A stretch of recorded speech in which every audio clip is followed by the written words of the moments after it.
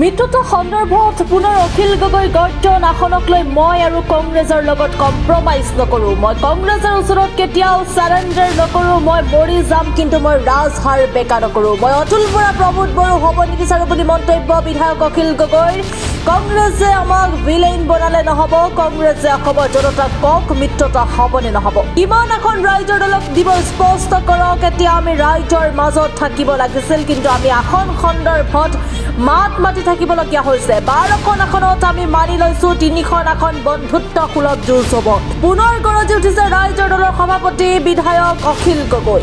এই পুনৰ বচনাবলৈ চেষ্টা কৰি মিত্ৰতা সন্দৰ্ভত পুনৰ অখিল গগৈ গৰ্জন আসনক লৈ মই আৰু কংগ্ৰেছৰ লগত কম্প্ৰমাইজ নকৰোঁ। মই কংগ্ৰেছৰ ওচৰত কেতিয়াও চাৰেণ্ডাৰ নকৰোঁ। মই মৰি যাম, কিন্তু মই ৰাজহাৰ বেকা নকৰোঁ বুলি মন্তব্য বিধায়ক তথা ৰাইজৰ দলৰ সভাপতি অখিল গগৈৰ। মই অতুল বৰা প্ৰমোদ বড়ো হ'ব নিবিচাৰোঁ, কংগ্ৰেছে আমাক ভিলেইন বনালে নহ'ব, কংগ্ৰেছে অসমৰ জনতাক কওক মিত্ৰতা হ'বনে নহ'ব। কিমান আসন ৰাইজৰ দলক দিব স্পষ্ট কৰক। এতিয়া আমি ৰাইজৰ মাজত থাকিব লাগিছিল, কিন্তু আমি আসন সন্দৰ্ভত মাত মাতি থাকিবলগীয়া হৈছে। 12খন আসনত আমি মানি লৈছোঁ, 3খন আসন বন্ধুত্ব সুলভ যুঁজ হ'ব।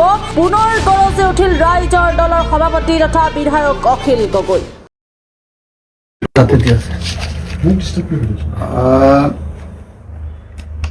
মানে আপোনালোকে সকলোৱে জানে যে এতিয়ালৈকে মিত্ৰতা চূড়ান্ত সিদ্ধান্ত এতিয়ালৈকে হোৱাগৈ নাই। আৰু যোৱা কেইদিনমানৰ আগত আমাৰ যি এক্সিকিউটিভ বৈঠক হৈছিলে, আমাৰ কাৰ্যনিৰ্বাহক বৈঠক হৈছিলে, সেই কাৰ্যনিৰ্বাহক বৈঠকত পৰা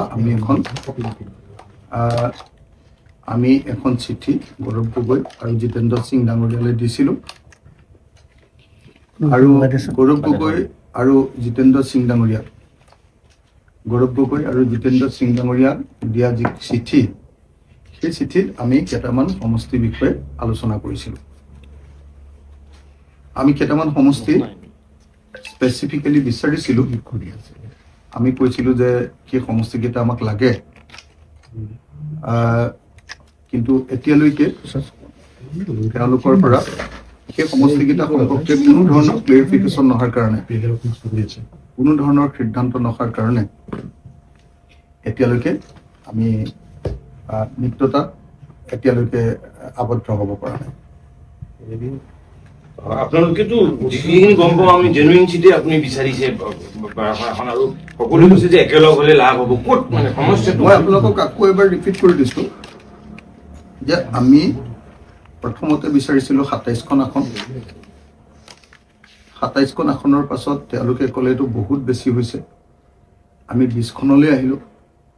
তাৰপিছত 20খন আসনো যেতিয়া বেছি বুলি ক'লে, তেতিয়া আমি ক'লোঁ যে মই নিজেই মানে স্পেচিয়েল কৰ্ণধাৰ কমিটি বৈঠক বহুৱাই দলৰ প্ৰতিনিধি সভাৰ বিপৰীতে গৈ কৰ্ণধাৰ সমিতি আৰু এক্সিকিউটিভত আকৌ এবাৰ নতুনকৈ পাছ কৰালোঁ যে আমি 15টা চিটতে সন্মত হওঁ।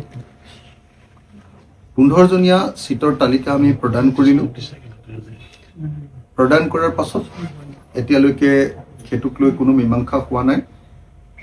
আমাক সৰ্বমুঠ তেওঁলোকে 13টা চিট দিব খুজিছে, কিন্তু যি 13টা চিট দিব খুজিছে সেই 13টা আমি বিচৰা 13টা নহয়।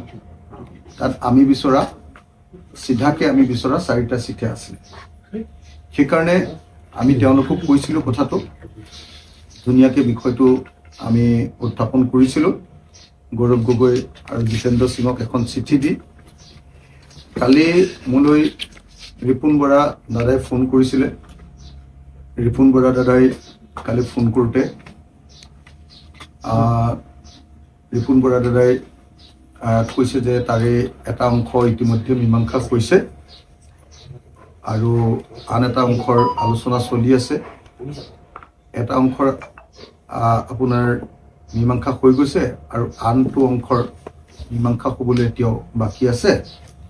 আৰু সকলোবিলাক লিডাৰ যিহেতু কংগ্ৰেছৰ দিল্লীত আছিলেগৈ, গতিকে কালি গোটেইবিলাক অহাৰ কথা আছিলে, আৰু গতিকে আজি আমি কিবা পজিটিভ ৰিজাল্ট পাম বুলি আমাক ৰিপুন দাই খবৰটো দিছিলে।